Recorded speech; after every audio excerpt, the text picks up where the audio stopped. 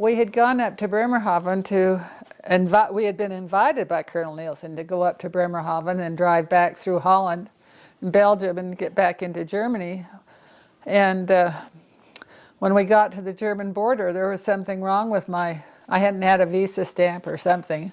And the German authorities weren't going to let me into Germany. And of course, Richard understood, because he knew German, what they were saying. Colonel Nielsen didn't, but Richard understood. And so when he told Colonel Nielsen what was happening, why, he pulled rank and he said, "She is going back." And they kind of backed off and let me in. But it was kind of an interesting experience, being 19 years old and being stranded on the borders of the German border and not separated from my husband. I don't know what I would have done. But anyway, we had some good memories of our time in Germany. We later went back when our son went to Czechoslovakia on a mission, and we surprised him. We didn't tell him we were coming, and we picked him up in Prague, and then we toured his mission for a short while, and then we came back and went through the area in Germany where we lived, and we tried to find where we lived. Richard said, "Well, do you think you can find Ringstrasse?" We lived on Ringstrasse. And I said, "Of course I can." I said, all I have to do is find the Schloss, which is the castle. There's quite a large castle in Schwetzingen. And I said, all you do is go north. Well, we got there, and what had happened in the 50 years since we'd lived there, 50, 60 years, was they had brought in a railroad, and the railroad went right through the house where we had lived, so it wasn't there anymore. I was very frustrated that I couldn't find our house. And then we couldn't find the barracks. We looked all over for Tompkins. It was Tompkins Barracks. So we went and decided we'd stay there that night and got a motel. And it wasn't where he signed up for the motel. They had to take us to the place. Well, when they took us to the place where we had signed up for this motel, it was right across the street from the barracks. It was funny. But we've got some good memories. That's what's important in life, is that you create good memories and put the bad memories in the background. Just remember the good. Loretta, could you tell us, anything you want to tell us about raising your children, or just, if that was something about you? Well, we've had a lot of struggles in our 68 years of marriage, but I think probably the hardest. It's hard right now for Richard to be in the VA center and not being able to see him for over a year or close to a year. But the hardest thing that we've been through in our life was when we nearly lost our daughter with cancer. She was about 6 months old, and Richard had gone to Chicago to a business meeting, and he was out of town. And I had taken her for her checkup with the doctor. We had missed the month before. And when I got there, he must have seen what I saw, but I didn't know what it was. And she had a tumor in her eye, and the light was reflecting off of this tumor. And so he took more detail and looked into it, and then he said, "Well, I suspect this, but I want you to get to a specialist." And so I called Richard, and that night Richard came in from Chicago, and then we had to take her to the hospital on Sunday night, and I stayed the night with her. And the next morning they confirmed that she had this retinoblastoma. And we had to decide almost instantly whether we would try to treat it through radiation or we would have her eye removed. And that was a hard decision.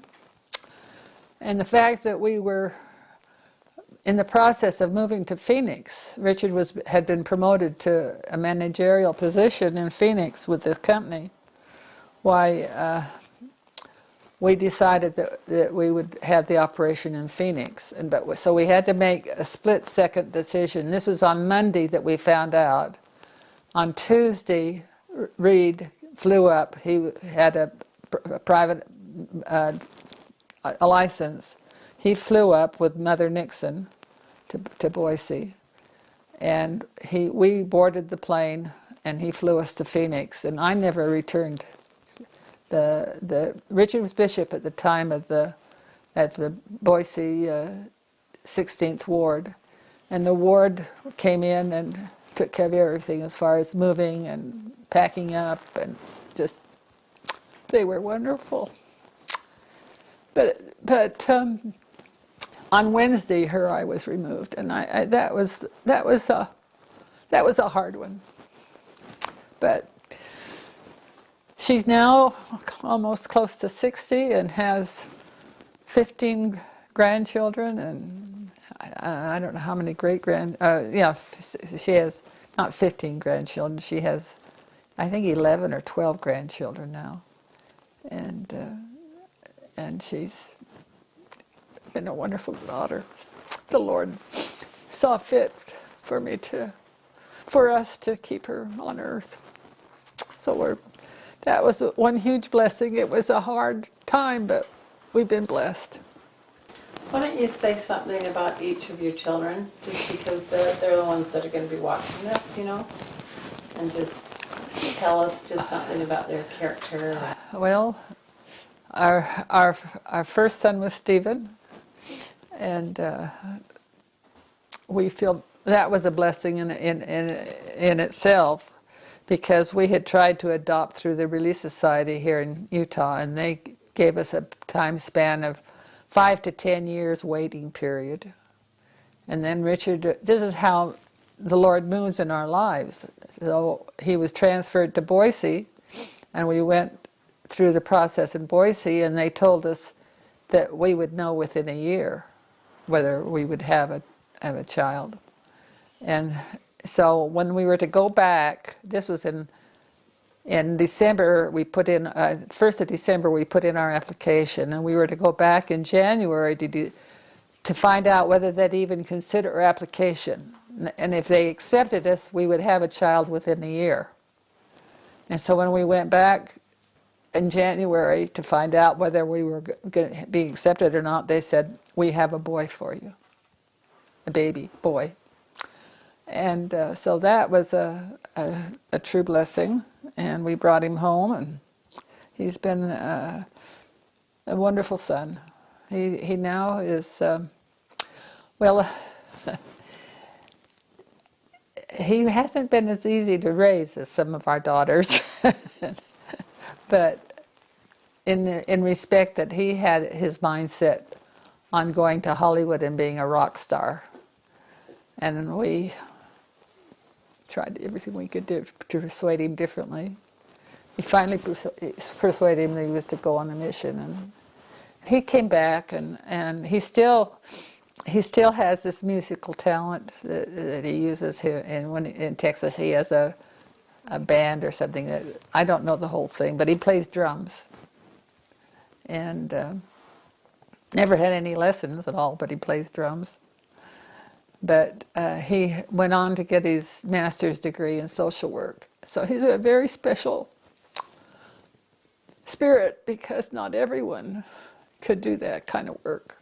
His first job was to work with hemophiliac young people. And the ones he worked with are now dead because of the bad blood that was in the bed that they had to be injected with back then. But now he works with alcoholics and drug people in a drug facility, and he has helped a lot of people. So we're very proud of Stephen and his family. And then our next daughter was Christine, and she's special. She went on to get her teaching degree and has taught school, and she teaches now in Phoenix, and she married an attorney, and they have 4 wonderful children who are. She just became a grandma I think last November, and so she's excited about that, and she has 2 more of her children are expecting. And then Catherine is the girl that had the blastoma with. And then our next child was Carol. And Carol is very special. She graduated in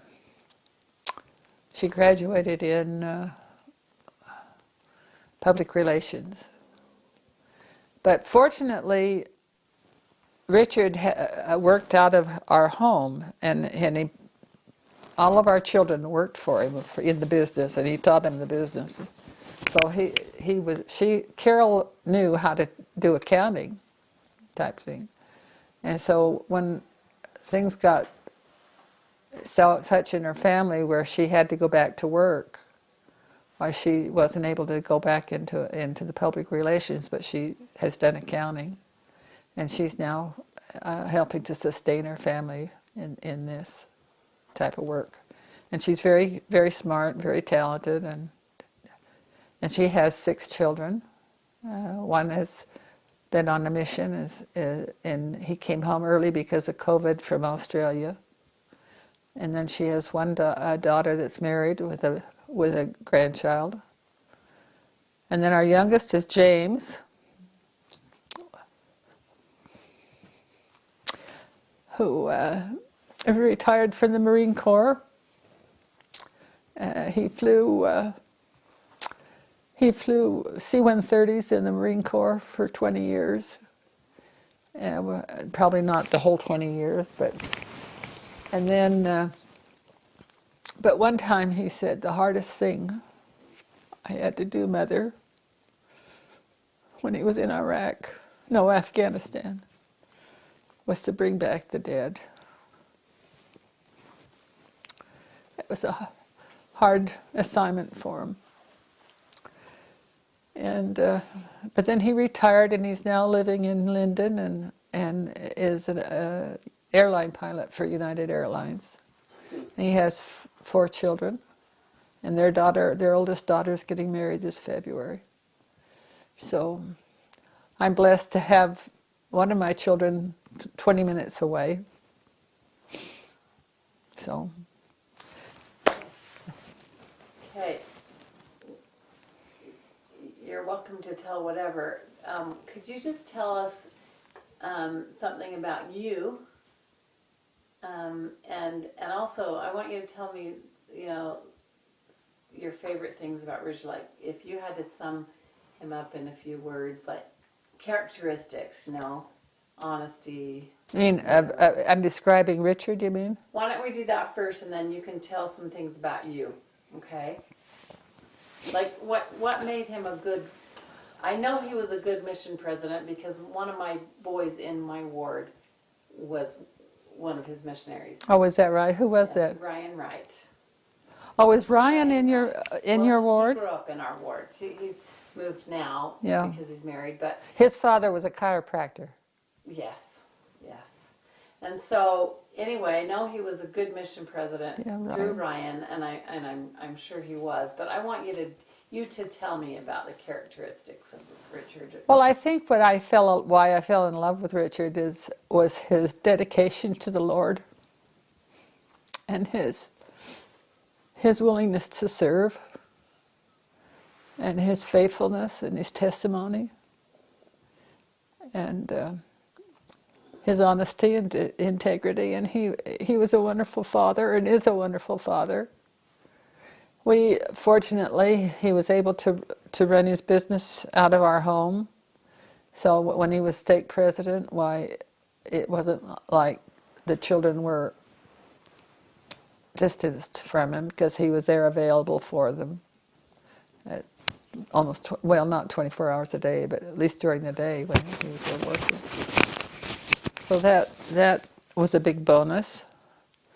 And And I think one of the greatest things about Richard is his great love for me.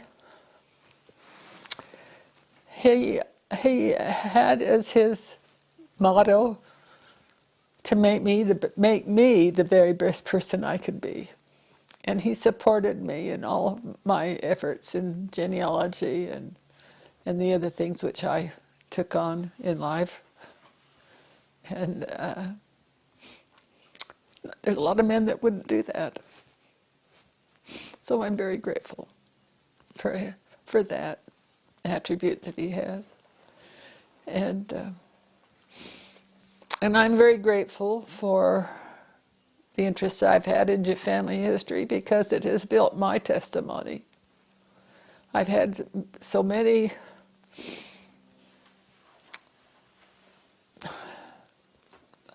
things come to me through the Spirit to help me in this work that I can't deny the church. I know that it's true.